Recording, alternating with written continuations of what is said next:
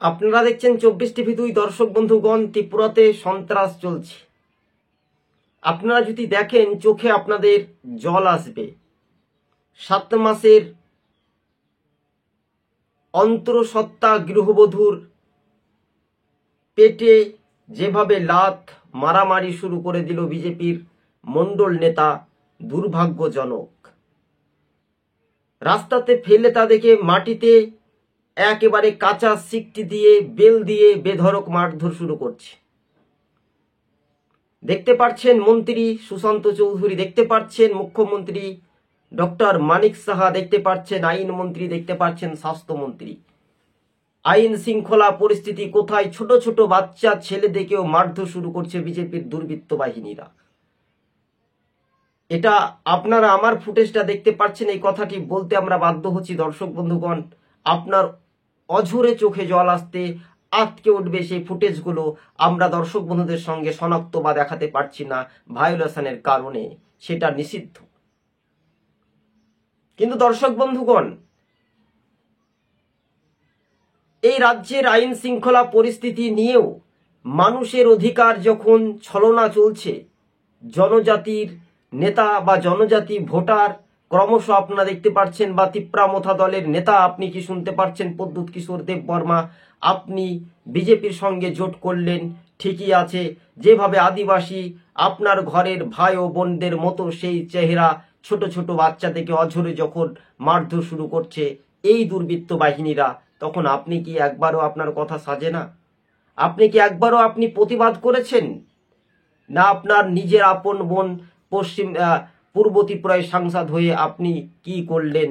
এই কথোপকথন আগামী দিন কিন্তু আপনাকেও জবাব দিতে হবে, বিজেপিকেও জবাব দিতে হবে, পুলিশকে তো জবাব দিতেই হবে আগামী দিনেও। এটা একেবারে নিশ্চিন্তে থাকার ব্যবস্থাও রয়েছে।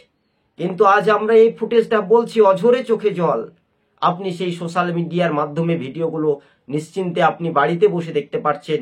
মহারাজা আপনাকে রাজা বলে সংবর্ধনা করত, আর সেই রাজার পরিবার মানুষের কান্না শুনছে বসে থেকে, বাড়িতে থেকে, আর রাজ্যের মুখ্যমন্ত্রী বা মণ্ডল নেতারা তামাশা দেখে অঝরে মারধর শুরু করছে।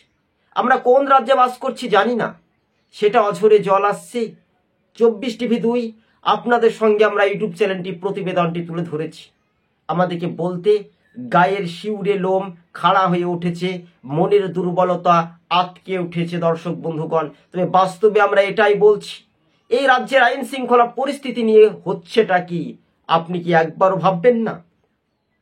আগামী দিন, আজ না হলে কাল, আমরা যে ফুটেজগুলো আপনাদের সঙ্গে তুলে ধরছি, মানুষ যদি আপদে বিপদে পড়ে তাকে প্রথমে উদ্ধার করা, তারপর সেই ভিডিও সংগ্রহ করা, এটাই একটা সরাসরি বিভিন্ন পোর্টাল, বিভিন্ন ইউটিউবারদের এটা একটা বড় সংস্থা বলা যেতে পারে।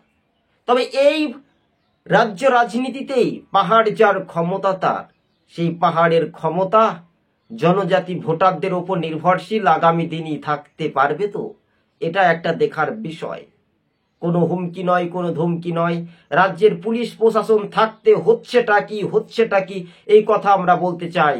মন্ত্রী সুশান্ত চৌধুরী, আপনি একসময় কংগ্রেস করতেন, আপনিও শুনতে পাচ্ছেন, আপনিও একসময় বিরোধী হিসেবে ছিলেন, বা বিরোধী দলের মর্যাদা হিসেবে ছিল রতনলাল নাথ, সেই মোহনপুরের বিধায়ক বা মজলিশপুরের বিধায়ক যিনি রয়েছেন সুশান্ত চৌধুরী।